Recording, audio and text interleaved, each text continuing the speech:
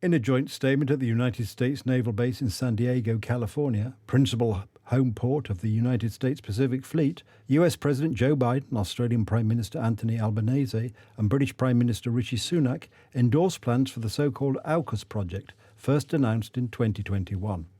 So today, as we stand at the inflection point in history, where the hard work of enhancing deterrence and promoting stability is going to affect the prospect of peace for decades to come, the United States can ask for no better partners in the Indo-Pacific, where so much of our shared future will be written.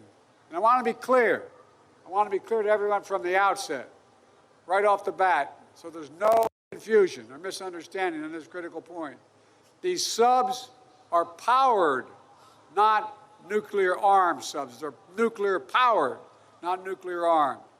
Australia is a proud non-nuclear weapon state and is committed to stay that way. These boats will not have any nuclear weapons of any kind on them.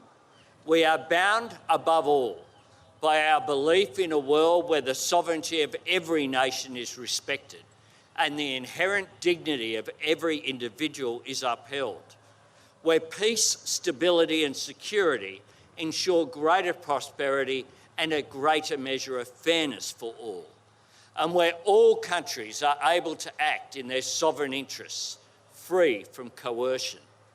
Faced with this new reality, it is more important than ever that we strengthen the resilience of our own countries. That's why the UK is today announcing a significant uplift in our defence budget. We're providing an extra £5 billion over the next 2 years, immediately increasing our defence budget to around 2.25% of GDP.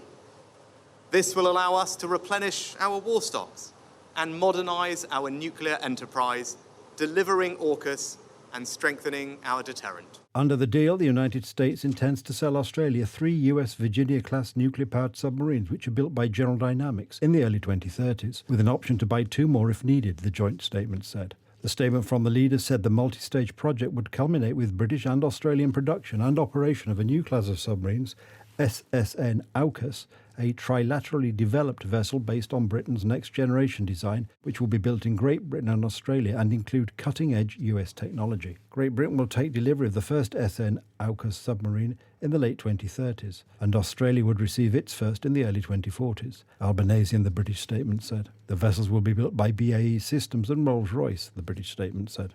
The agreement will also see United States and British submarines deployed in Western Australia to help train Australian crews and bolster deterrence, a senior US official said. The joint statement also said that the United States and Great Britain will begin these rotational deployments as soon as 2027, and the official said this would increase to 4 US submarines and 1 British within a few years.